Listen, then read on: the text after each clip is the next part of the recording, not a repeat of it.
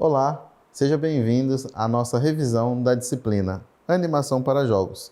Eu sou o professor Leandro Dias Lourenço e estarei com vocês compartilhando um pouquinho do nosso conhecimento a respeito do tema.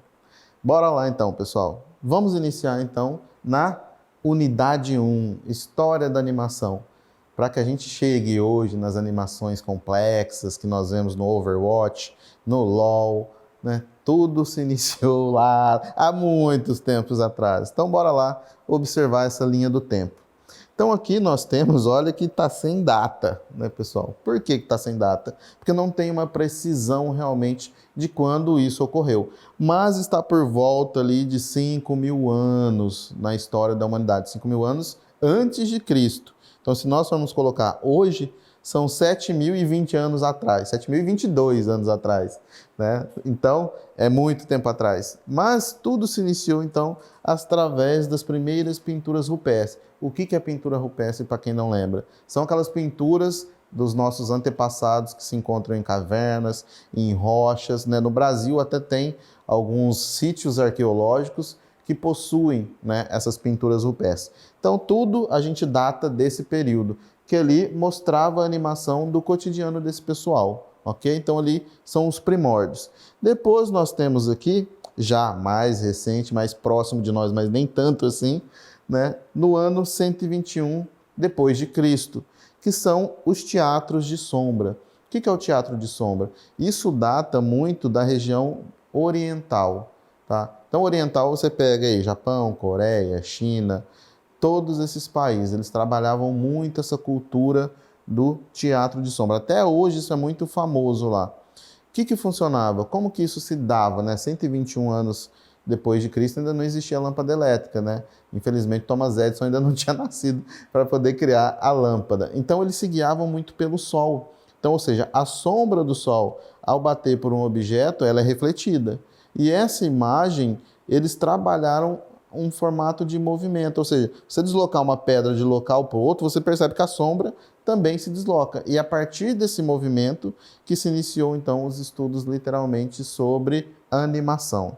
Posteriormente, bem depois, 1.500 anos depois, ou seja, teve uma debandada gigantesca, foram 1.500 anos, é muito tempo, né, de evolução histórica para que a gente pudesse chegar na lanterna mágica. A lanterna mágica era uma caixa preta, tá? Onde a imagem era captada por um buraquinho e era refletido para fora e deixava a imagem um pouco maior. Então, esses movimentos aqui da lanterna mágica, hoje, é o que nos remete aos nossos projetores que nós temos, tanto em sala de aula como em casa. Muita gente, ao invés de televisão hoje em dia, compra os projetores para ter aquela telona gigantesca, para ter mais emoção no jogo, ou assistindo um filme, assistindo um jogo, o que seja. Mas tudo surgiu aqui por volta de 1600. Em 1800, então, surgiu os primeiros brinquedos óticos, que o taumatroscópio é um deles. E dá para a gente fazer taumatroscópio em casa.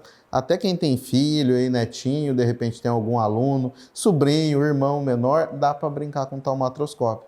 Taumatroscópio ele é formato de que jeito? Imagine aqueles pirulitos que a gente vai quando a gente vai no circo, apesar que faz muitos anos que eu não vou no circo, mas aqueles pirulitão. Imagina que você tem uma imagem de um lado e uma imagem de outra. E o pirulito, ele normalmente é fixado por aquela haste de plástico. Se você fizer um movimento de rotação nesse sentido, o que acontece? Ele vai girar a tal velocidade que o seu olho não vai mais captar esse movimento estático e ele vai captar a junção dessas duas imagens como se fosse uma. Esse é também o princípio da animação. Então, é muito fácil de se fazer em casa. Então, vocês podem brincar com relação a esses brinquedos óticos para aprender esse princípio da animação. Posterior ao taumatroscópio, nós temos outros brinquedos óticos, que são o fenacitoscópio, o estroboscópio, o zootroscópio, o flipbook e o praxinoscópio. Vou falar do flipbook, que está um pouco mais próximo de nós. O flipbook, hoje, existem muitos animadores no YouTube, se você pesquisar, tem vídeos fantásticos de desenvolvimento de animação com o flipbook. O flipbook, ele nada mais é do que você pegar uma quantidade de folha. Imagine o seu caderno, tá? Imagine que o caderno que você está anotando tudo que eu estou falando com vocês aqui. Ele tem, sei lá, 100 páginas, 50 páginas. a quantidade de páginas aqui não vai importar tanto. O que acontece é que a cada página que você tem, você vai fazer um movimento pensando na animação como um todo. E aí, como que você vai ver a animação? Tendo em vista que cada página está uma parte do desenho, você vai ter que fazer com que essas folhas sejam folheadas a uma velocidade tal que o seu olho também não vai conseguir mais ver folha a folha. Ele vai ver uma sequência única, e é aí que dá-se a animação. Então você vai fazer desenho a desenho. Imagina uma bolinha, que ela começa lá no final da sua folha, e lá na última folha ela vai estar aqui desse lado, nessa extremidade. Quando você folhear rápido, vai dar a sensação de que a bolinha fez isso aqui. Ela se movimentou. Esse é o princípio da animação. Então, tudo, pessoal, se iniciou com esses elementos, desde o taumatroscópio, passando pelo fenacitoscópio, chegando no flipbook e hoje nos jogos. Esse é o princípio que rege tudo que nós estamos discutindo nessa disciplina.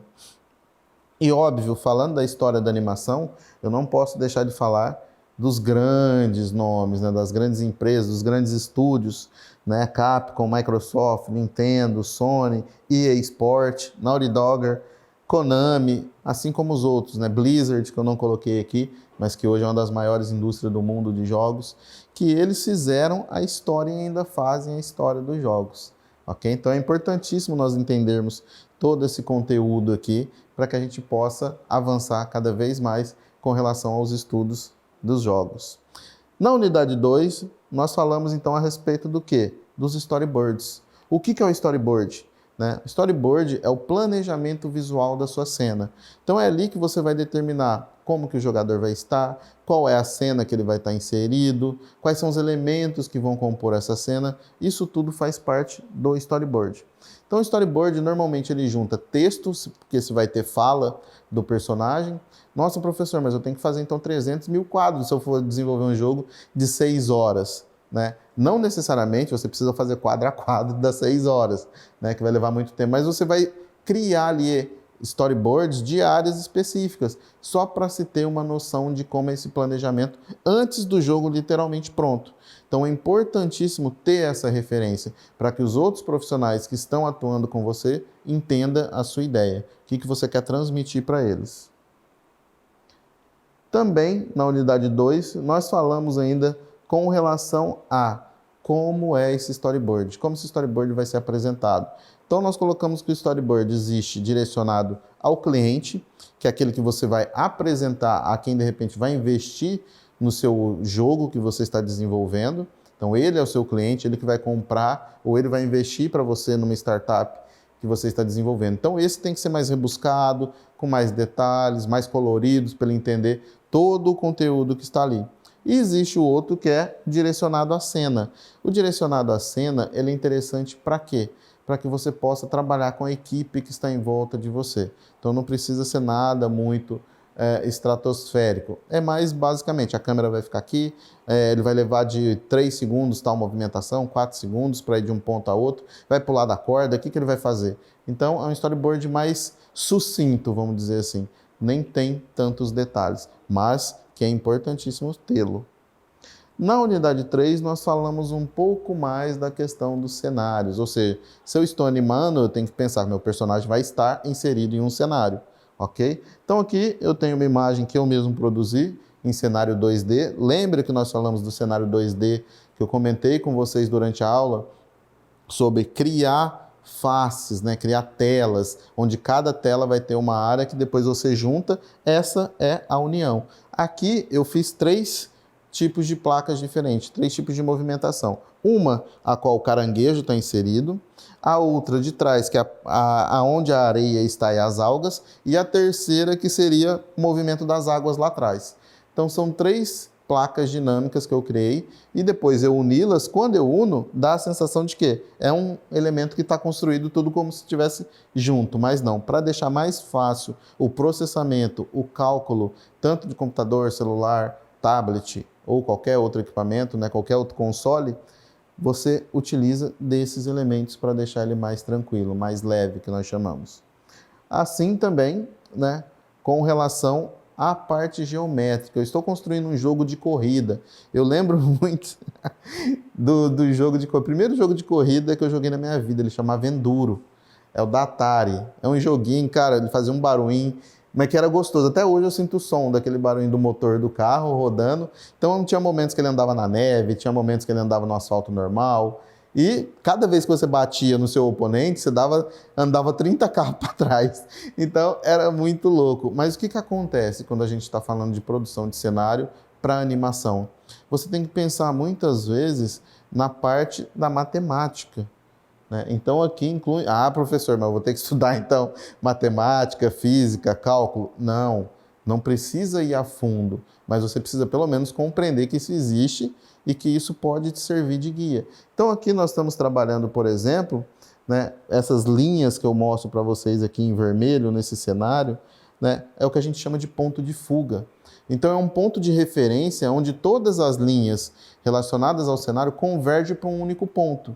Existem mais de um ponto de vista, existem dois pontos de fuga, 3 pontos de fuga, 4, 5, 6, 7, até 8 pontos de fugas eu já vi, né? Então são elementos que você pode utilizar para enriquecer o cenário que você está construindo. Lembrando que esse ponto de fuga é onde o seu veículo vai estar se movimentando, vai estar sendo animado para que ele percorra esse caminho.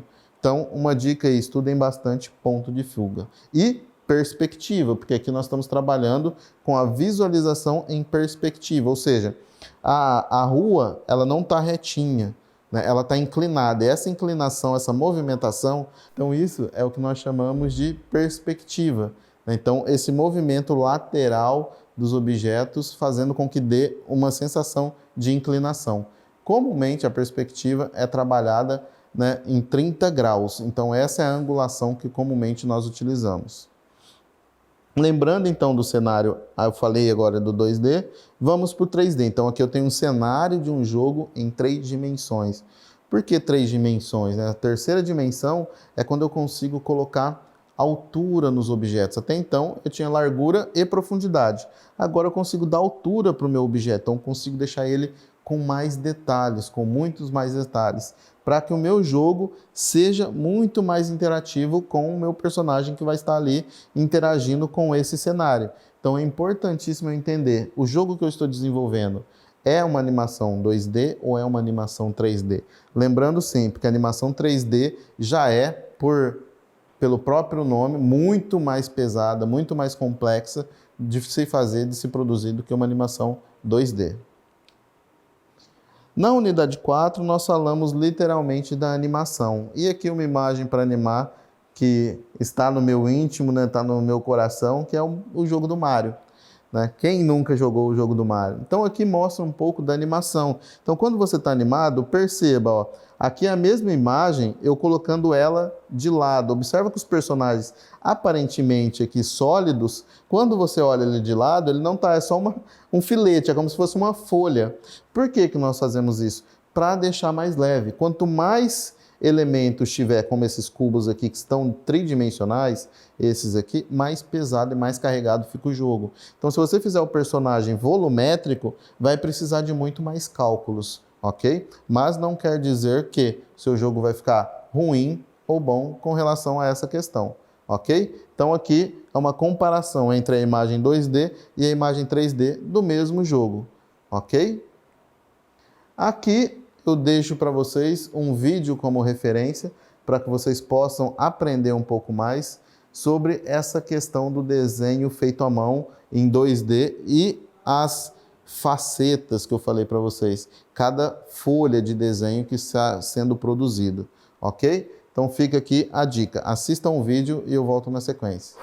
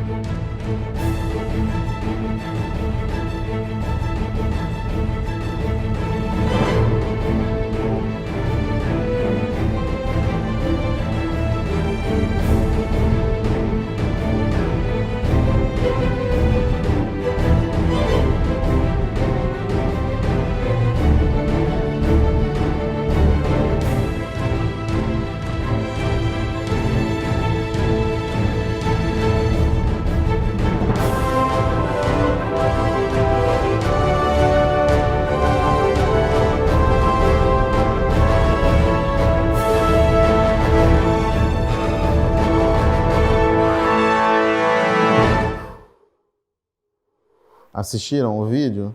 Viram que interessante é a construção dessas faces do jogo 2D? É muito interessante, porque isso não pesa no cálculo final da renderização, que nós chamamos quando a gente vai animar com todos os detalhes, com o personagem se movimentando, com luz, com a radioatividade, com iluminação. É um cálculo gigantesco, complexo, que o software faz isso pra gente, graças a Deus. A gente não precisa ir para o lado da física que a gente tem que calcular na mão. Mas é interessante a gente saber como isso tudo ocorre. Continuando, então, eu deixo agora um outro vídeo com vocês com a engine Unreal, mostrando um pouco do trabalho que dá da movimentação de um personagem, ok? Então, bom vídeo, volto na sequência.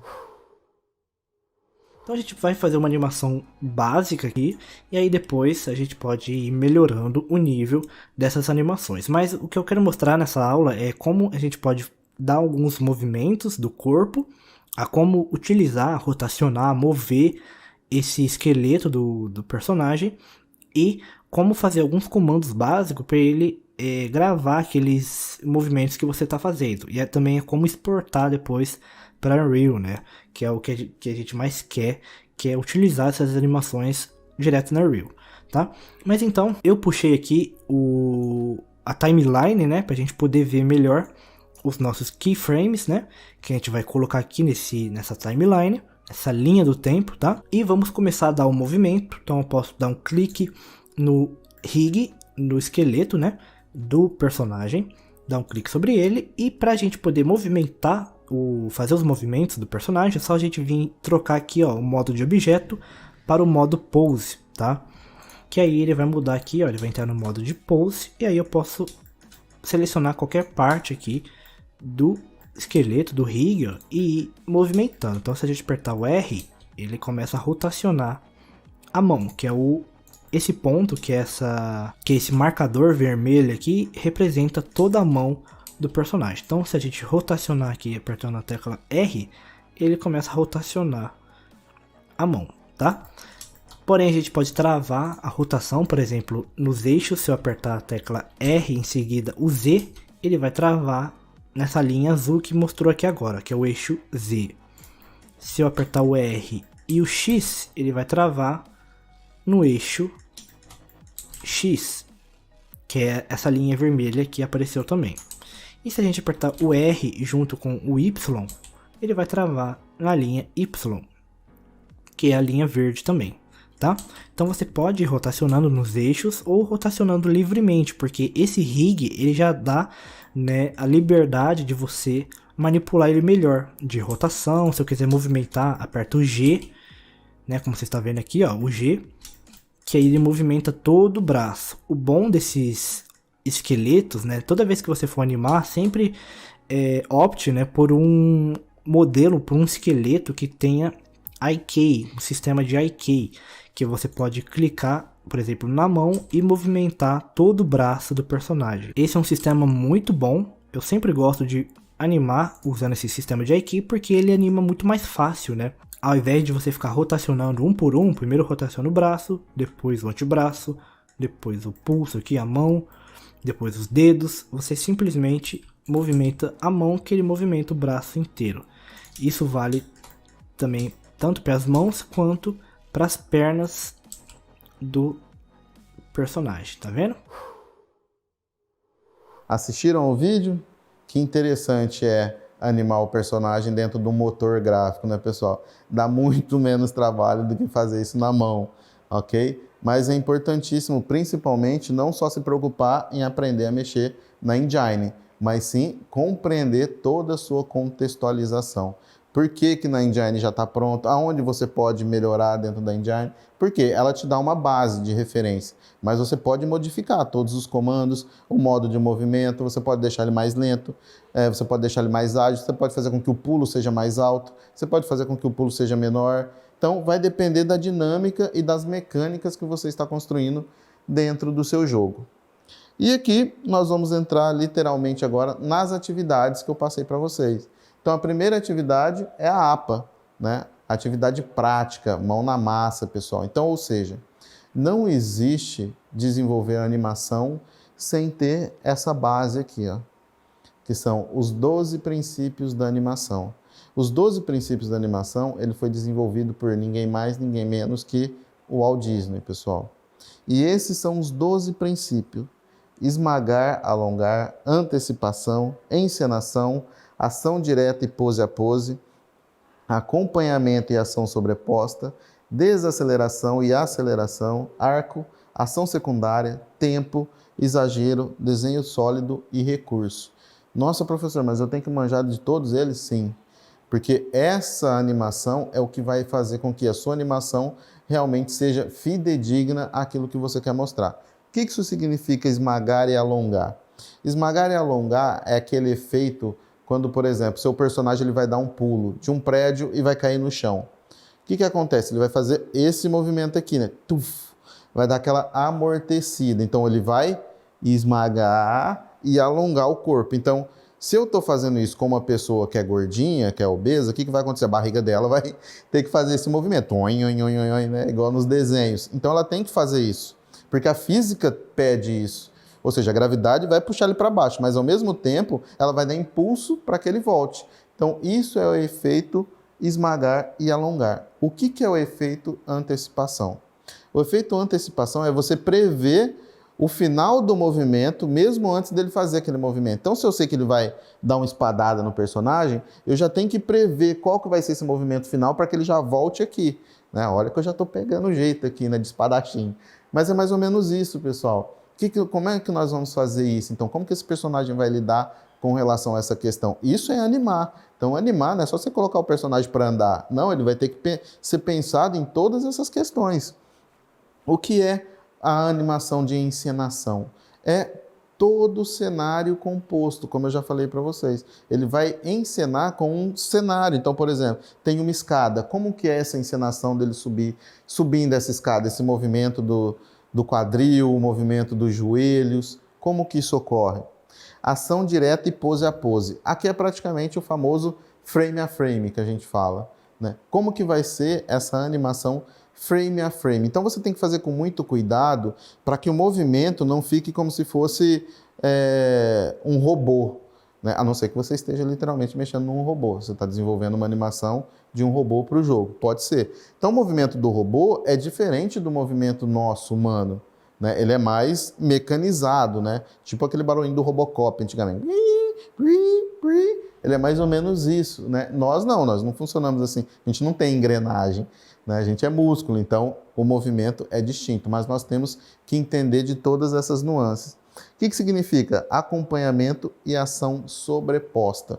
Isso está relacionado, pessoal, a um movimento. Vamos falar, por exemplo, de um jogo de vôlei, né? Onde o personagem tem que saltar e né, dar aquela raquetada no adversário. O acompanhamento é qual vai ser o movimento desde o momento que ele dá um impulso, faz todo o movimento do corporal para dar uma cortada no seu adversário. Então é todo esse movimento, né? Como que isso vai acontecer? Como isso acontece no seu corpo? Como que o seu corpo reage a todas essas questões? O desacelera e acelera é aquele famoso.